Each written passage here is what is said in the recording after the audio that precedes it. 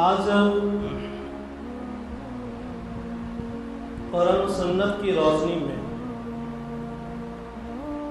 دنیا کے حالات و قواعد آپ کے سامنے رکھنا چاہتا ہوں۔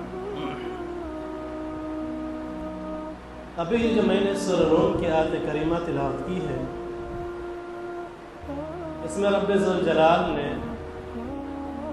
یہ ارشاد فرمایا ہے کہ لوگوں کے اعمال کے نتیجے میں، لوگوں کے اعمال کے نتیجے میں، ان کے کرتوت کے نتیجے میں زمین کا ہر حصہ، چاہے وہ خشک ہو یا تر ہو، فساد سے بھر پڑا۔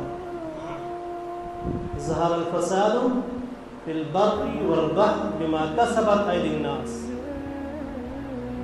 لوگوں کے کرتوتوں کی وجہ سے، ان کے اعمال کی وجہ سے زمین کا چاہے وہ خشک حصہ ہو یا تر والا حصہ ہو، سب کا سب فساد سے پٹا پڑا۔ اور ایسا کیوں؟ لیذیقہم، اللہ فرماتا یہ اس لیے ہے تاکہ تمہارے بعض کرتوتوں کا تمہیں مزہ چکھا دیا جائے۔ تمام اعمال کا حساب تو آخرت میں ہوگا،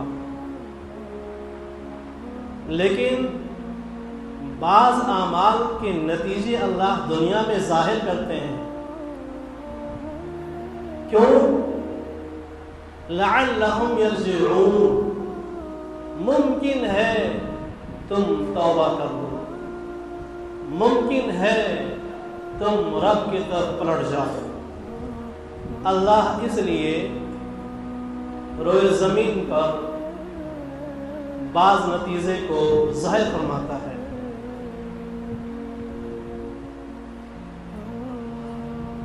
فساد کہتے کسے ہیں؟ فساد ہر اس خرابی اور ہر اس بگاڑ کو کہتے ہیں۔ فساد ہر اس خرابی اور ہر اس بگاڑ کو کہتے ہیں جس سے انسانی معاشرہ سے امن، چین، سکون ختم ہو جائے۔ فساد ہر اس خرابی اور بگاڑ کو کہتے ہیں جس سے معاشرہ سے سکون ختم ہو جائے، اطمینان ختم ہو جائے، بے چینی والی کیفیت ہو۔ اور اس کا مشاہدہ ہم آئے دن کرتے ہیں۔ خود ہم جس ملک میں رہتے ہیں، آپ دیکھیں کہیں ذاتیات کی بنیاد پر،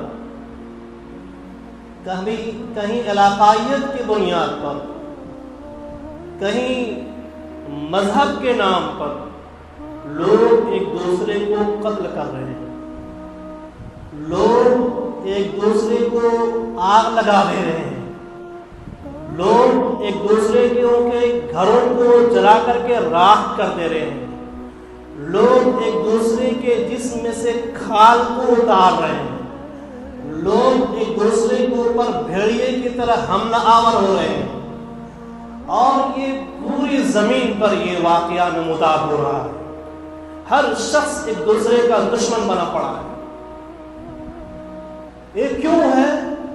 یہ سب ہمارے اعمال کا نتیجہ ہے، یہ سب ہمارے اعمال کا نتیجہ ہو، چاہے وہ عراق کی سرزمین ہو، فلسطین کی سرزمین ہو، عرب کی سرزمین ہو، اسرائیل کی سرزمین ہو، عراق کی سرزمین ہو، ایران کی سرزمین ہو، افغانستان کی سرزمین ہو، چاہے وہ زمین کا کوئی حصہ ہو، آپ غور کریں گے تو وہاں چین نام کی چیز نہیں ملے گی، وہاں لوگوں کو سکون میسر نہیں ہوگا، وہاں اطمینان قلب لوگوں کو نہیں ہوگا، ہر طرف بے چینی کی کیفیت ہے، ہر طرف سکون ختم ہو چکا ہے، ہر طرف سے اطمینان ندارت ہو چکی ہے۔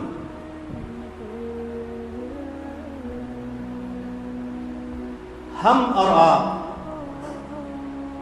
جس نبی آخر الزمان صلی اللہ علیہ وسلم کو ماننے والے ہیں، کلمہ پڑھنے والے ہیں، ایمان رکھنے والے ہیں، آقا صلی اللہ علیہ وسلم نے ہمیں کیا درس دیا ہے، ذرا کبھی ہم نے اس پر غور کیا؟ قربان جائیے حضور پاک صلی اللہ علیہ وسلم پر۔ موقع ہے، آپ کا آخری وقت ہے، شدت کی بخار ہے، جسم آپ کا بالکل گرم ہے، بخار سے تپ رہا ہے، اور اس حالت میں حضور پاک صلی اللہ علیہ وسلم دو صحابہ کرام کے سہارے مسجد نبوی صلی اللہ علیہ وسلم میں تشریف لاتے ہیں اور صحابہ کرام کو جمع ہونے کا حکم فرماتے ہیں۔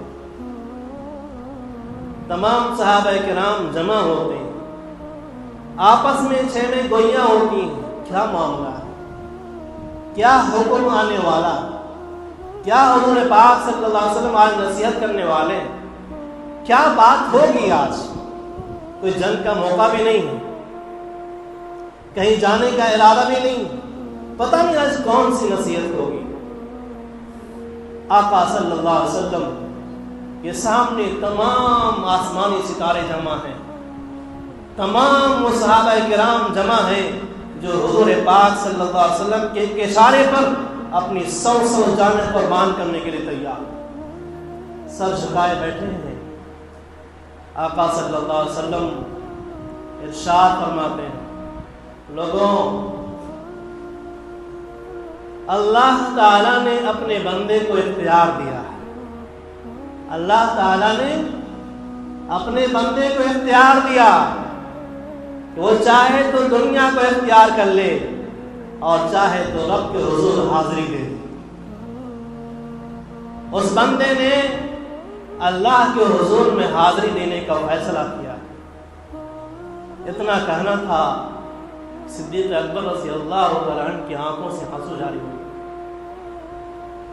صحابہ کرام سمجھ نہیں پائے، اور حضرت صدیق اکبر کی آنکھوں سے آنسو کے سیلاب جاری ہوئے۔ صحابہ نے فرمایا، صدیق کیا یہ رونے کا کیا مقام؟ صدیق تو صدیق تھے، وہ تو منشأ نبوت کو سمجھنے والے تھے، زبان رسالت سے جو الفاظ نکلتے تو اس کی تہ تک پہنچنے والے تھے۔ صدیق اکبر رضی اللہ تعالیٰ عنہ نے فرمایا، تم نے آقا کی بات پر غور نہیں کیا، آقا کسی اور بندے کے بارے میں نہیں فرما رہے ہیں، وہ خود اپنے بارے میں فرما رہے ہیں۔ آقا صلی اللہ علیہ وسلم نے رب کے حضور جانے کا فیصلہ کر لیا ہے، اب یہ ہمارے درمیان زیادہ دن نہیں رہنے والے، اس لیے میں رو رہا ہوں۔ اس کے بعد حضور پاک صلی اللہ علیہ وسلم نے پوری امت کو یہ درس دیتے ہوئے فرمایا کہ لوگوں، اگر کسی کا کوئی بدلہ میرے ذمے ہے تو آج وہ مجھ سے لے لے،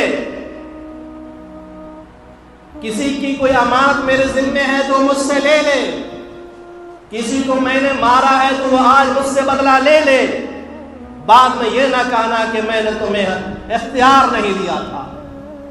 اٹھو، جس کا جو بدلہ مجھ سے باقی ہے وہ مجھ سے لے لے۔ خاموشی، خاموشی، چاروں طرف صحابہ کرام خاموش، پیچھے سے ایک انسان، ایک صحابی رسول کھڑا ہوا اور فرمایا، اللہ کے رسول صلی اللہ علیہ وسلم، میرا ایک بدلہ باقی ہے۔ صحابہ کرام چونک کر کے دیکھتے ہیں یہ کون؟ وہ اور کوئی نہیں، بہت ہی مشہور صحابی حضرت عکاشہ رضی اللہ تعالیٰ عنہ۔ فرماتے ہیں، اللہ کے رسول صلی اللہ علیہ وسلم، آپ نے ایک مرتبہ جنگ کی صف بندی کے موقع پر میرے جسم پر کوڑے مارے تھے، وہ بدلہ باقی۔ صحابہ کرام حیران، یہ کیا کہہ رہا ہوگا؟ پریشان۔ حضور صلی اللہ علیہ وسلم فرمایا بلال جاؤ وہ گھوڑا لے آؤ جس سے میں نے عکاشہ کو مارا تھا۔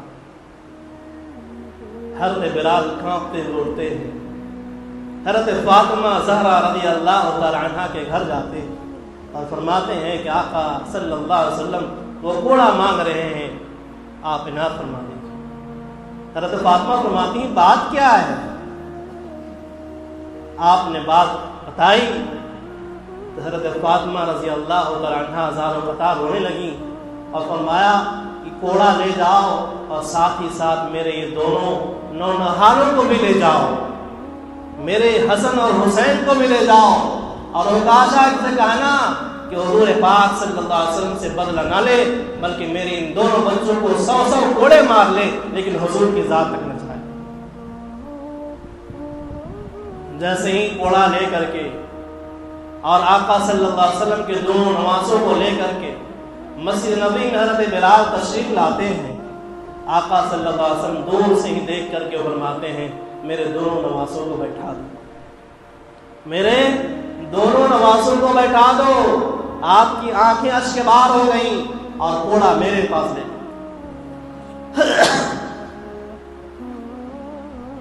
حضور پاک صلی اللہ علیہ وسلم کے ارشاد کے مطابق گھوڑا عکاشہ کو دے دیا۔ حضرت عکاشہ رضی اللہ تعالیٰ عنہ گھوڑا لے کر کے آگے بڑھے۔ سارے صحابہ کرام پریشان، سب کی نظریں جھکی ہوئی، سب کے دل میں یہ جذبات کہ کاش عکاشہ مجھے مار لیتا، حضور تک نہ جاتا۔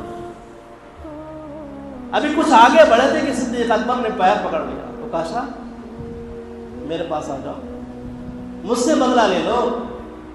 آقا صلی اللہ علیہ وسلم کو بخشنا جائے۔ حضور پاک صلی اللہ علیہ وسلم نے کہا، فرمایا صدیق چھوڑ دو، عکاشہ کو آنے دو۔ آپ آگے بڑھے، سرداری مرتضیٰ رضی اللہ تعالیٰ پیر تھام لیا۔ عکاشہ کیا کر رہے ہو؟ میرے پاس آ جاؤ، میرے جسم پر کوڑے پر سالو، حضور کی ذات کے پاس نہ جاؤ۔ اللہ کے نبی دیکھتے ہیں، علی چھوڑ دو، یہ میرا اور عکاشی کے درمیان کا معاملہ ہے، اسے مجھ سے بدلہ لینے دو۔ اور آگے بڑھے، حضور پاک صلی اللہ علیہ وسلم کے قریب ہوئے۔ اللہ کے نبی صلی اللہ علیہ وسلم فرمایا عکاشہ میں کھڑا ہوں، مجھ سے تمہارا جو بدلہ ہو پورا کر۔ تو عکاشہ رضی اللہ تعالیٰ عنہ فرمایا اللہ کے نبی صلی اللہ علیہ وسلم جس وقت آپ نے میرے بدن پہ کوڑے مارے تھے اس وقت میری پیٹھ ننگی تھی۔ قربان جائیے حضور پاک صلی اللہ علیہ وسلم، اللہ کے نبی صلی اللہ علیہ وسلم چادر مبارک گرا دی، لو بدلہ لے لو، ہم قیامت میں اس کا بدلہ نہیں لے سکتے ہیں، تمہیں دنیا ہی میں جو لینا لے۔ حضرت عکاشہ کوڑا اٹھاتے ہیں، سارے صحابہ کرام کی چیخیں نکل جاتی ہیں، حضرت عکاشہ وہ کوڑا پھینک دیتے ہیں اور جس میں گھر سے لپٹ جاتے ہیں۔ کہ اللہ کے رسول صلی اللہ علیہ وسلم آپ نے کہاں مارا تھا؟ وہ تو سب سیدھی کرنے میں مجھے لگ گیا تھا، یہ تو ایک بہانہ ہے، میری آرزو تھی کہ آخری بار آپ کے جسم اطہر کو دیکھ لوں اور اپنے لب مبارک سے آپ کے جسم کو چھو لوں، یہ تو ایک بہانہ تھا۔ لیکن آقا صلی اللہ علیہ وسلم نے جاتے جاتے درس دیا، امت کو یہ پیغام دیا کہ دیکھو حقوق العباد میں تم بہت ہی چاقو چوبند رہنا، کسی کا حق مار کر کے اللہ کے حضور میں نہ پہنچنا، کسی پر ظلم کر کے اللہ کے دربار حاضری نہ دینا، کسی پر زیادتی کر کے اور ظلم کر کے اور اس کے حق تلفی کر کے اللہ کے حضور میں نہ پہنچنا، کیونکہ جس معاشرے میں ظلم ہوگا، جس معاشرے میں زیادتی ہوگی، جس معاشرے میں حق تلفی کی جائے گی، جس معاشرے میں کمزوروں کو ستایا جائے گا، اس معاشرہ سے سکون ختم کر دیا جائے گا، اس معاشرے سے اطمینان ختم کر دیا جائے گا، اس معاشرے میں بے چینی کی کیسے طاری کر دی جائے گی۔ یا آقا صلی اللہ علیہ وسلم نے جاتے جاتے درس دیا۔ اے لوگوں، اللہ کے نبی صلی اللہ علیہ وسلم نے فرمایا من سلم المسلمون من لسانه ویدی، مسلمان وہ ہوتا ہے جس کے ہاتھ اور جس کی زبان سے دوسرے لوگ معمول ہوتے ہیں، محفوظ ہوتے ہیں۔ والمؤمن من امرہ الناس علی دمائهم واموالهم، اور مومن وہ ہوتا ہے کہ جس سے لوگ اپنے مال اور اپنے خون پر خطرہ محسوس نہیں کرتے۔ مسلمان وہ ہوتا ہے کہ جس کے ہاتھ اور جس کی زبان سے کسی کو تکلیف نہیں پہنچتی، اور مومن وہ ہوتا ہے جس سے لوگ اپنے مال اور اپنے خون کے بدلے میں خطرہ محسوس نہیں کرتے۔ آج ان آیات اور ان ارشادات رسول صلی اللہ علیہ وسلم کے ضمن میں اپنے معاشرے کے، اپنے حالات، اپنے احوال، اپنے ارد گرد کی سوسائٹی پر نظر ڈالیں، اپنے محلے پر نظر ڈالیں، اپنے گھر پہ نظر ڈالیں، اپنے بھائیوں پر نظر ڈالیں، اپنی ماؤں اور بہنوں پر نظر ڈالیں۔ شاید کوئی ایسا گھر نہ ملے کہ جہاں پر حق تلفی نہ کی جاتی ہو۔ بھائی ہے تو بہن کا حق مار رہا ہے، بہن ہے تو بھائی کا حق مار رہا ہے، بیٹا ہے تو باپ کے حق مار رہا ہے، بیٹی ہے تو ماں کی حق تلفی کر رہی ہے، پڑوسی ہے تو دوسری پڑوسی کے حق تلفی کر رہا ہے۔ سب ایک دوسرے کے ساتھ زیادتی میں لگے ہوئے ہیں۔ ظہر الفساد فی البر والبحر بما کسبت ایدی الناس، پوری زمین، پوری تری، پوری خشکی ظلم کی وجہ سے، ہمارے اعمال کی وجہ سے فساد سے بھر گیا ہے۔ کوئی زمین خالی نہیں۔ اس فساد سے اطمینان چاہتے ہو، اس فساد کو ختم کرنا چاہتے ہو، امن کے خوگر ہو، سکون کے متلاشی ہو، چاہتے ہو کہ سکون والی زندگی اختیار کرے، چاہتے ہو کہ امن والی زندگی اختیار کرے، تو کوئی کسی کے ساتھ ظلم کر رہا ہے تو چھوڑ دو، کوئی کسی کے ساتھ حق تلفی کر رہا ہے تو چھوڑ دے۔ اور کیا ہے تو اس دنیا میں جیسے آقا صلی اللہ علیہ وسلم نے دکھلا دیا کہ جس کو بدلہ لینا ہے لے لے۔ محمد بن عبداللہ تمہارے سامنے کھڑا ہے، کسی پر مارا ہے تو وہ آج مار لے، کسی پر زیادتی کی ہے تو وہ اپنا حق پورا کر لے۔ یہ حوصلہ ہمارے اندر بھی ہونا چاہیے، یہ جرأت ہمارے اندر بھی ہونی چاہیے کہ اگر کسی کے ساتھ، بڑا بھائی بھی اگر چھوٹے کے ساتھ زیادتی کی ہے تو بڑے بھائی کو بھی یہ شرم نہیں آنی چاہیے، کیونکہ آقا صلی اللہ علیہ وسلم کیا یہ پیغام ہے، یہ اسوہ ہے، یہ سیرت رسول صلی اللہ علیہ وسلم ہے کہ ہم اپنے چھوٹے بھائی سے کہیں کہ میرے پیارے بھائی، زندگی کا کوئی ٹھکانہ نہیں ہے، صبح ہوئی ہے شام دیکھ پاؤں کہ نہیں، شام ہوئی ہے صبح دیکھ پاؤں کہ نہیں۔ میرے چھوٹے بھائی، اگر مجھ سے کوئی زیادتی ہوئی ہے، کوئی تم پر ظلم میں نے کیا ہے، کوئی حق تیرا مارا ہے، تو میں کھڑا ہوں، مجھ سے تو بدلا لے۔ یہ ہمت پیدا کیجیے، یہ حوصلہ پیدا کیجیے۔ انشاءاللہ اگر یہ ہمت آپ کے اندر آئے گی، یہ حوصلہ آپ کے اندر آئے گا، امانتیں ادا کریں گے، حقوق کو ادا کریں گے، بیٹا باپ کے حق کو ادا کرے گا، باپ بیٹے کے حق کو ادا کرے گا، مائیں بیٹیوں کے حقوق کو ادا کریں گی، بیٹیاں ماؤں کے حقوق کو ادا کریں گی، سوسائٹی پڑوسی کے حقوق کو ادا کرے گا، محلہ دوسرے محلے کے حقوق کو ادا کرے گا، تو انشاءاللہ وہ محلہ، وہ سوسائٹی امن کا گہوارہ ہوگا۔ چاہتے ہیں نا امن میں آنا، چاہتے ہیں نا سکون، تو پھر یہ بے سکونی کی کیفیت چھوڑنی ہے، یہ بے چینی والے حالات سے اگر نکلنا ہے، پھر حضور پاک صلی اللہ علیہ وسلم کی سیرت کو اپنائیے، حضور پاک صلی اللہ علیہ وسلم کی زندگی کو اپنائیے۔ چھوڑ دیجیے ظلم کرنا، چھوڑ دیجیے زیادتی کرنا، چھوڑ دیجیے کسی کا زمین مارنا، چھوڑ دیجیے کسی کے ناحق پیسے کو طلب کرنا، چھوڑ دیجیے تجارت کر رہے تو اس میں ڈنڈی مارنا، چھوڑ دیجیے کسی کو 1 کلو سامان دینا ہے تو 995 گرام تو دیا اور 5 گرام مار دیا، یہ کرنا چھوڑ دیجیے، کیونکہ پچھلی امتیں تباہی اسی لیے ہوئی ہیں، انہوں نے ڈنڈی مارنا شروع کر دیا تھا۔ لینے کا وقت آتا ہے جو پورا لیتے ہیں، اور دینے کا وقت آتا ہے تو کم طور پہ یہ امت میں خرابیاں آئیں تو قرآن نے قیامت تک کے لیے ان کے قصے کو مذکور کر دیا کہ دیکھو ان سے عبرت حاصل کرو. یہ ہے ڈنڈی مارنے والے, یہ ہے سودا کم توڑنے والے, یہ عبرت کا مقام ہے کہ اللہ نے اس دنیا میں عبرت کے نشان بنا دیا. میرے بھائیوں, ہم مسلمان ہیں, آج سے وعدہ کریں کہ ہم اپنے ہاتھ سے کسی کو تکلیف نہیں دیں گے.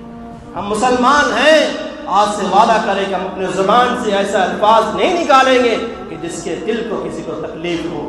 ہم ایمان والے ہیں تو آج سے وعدہ کر لیں کہ دنیا کا ہر انسان ہم سے یہ امید رکھے گا کہ یہ بندہ اللہ کا بندہ, رسول اللہ صلی اللہ علیہ وسلم پر اپنی جانوں کو نچھاور کرنے والا بندہ ہے, اس سے میری جان کو خطرہ نہیں ہو سکتا, اس سے میرے مال کو خطرہ نہیں ہو سکتا, ہمیشہ آپ کی طرف سے وہ مامون اور محفوظ رہے گا. تو انشاءاللہ معاشرے میں امن ہے, معاشرے میں سکون ہے, معاشرے سے بے چینی کی کیفیت ختم ہوگی اور پھر یہ معاشرہ امن کا گہوارہ ہو جائے گا.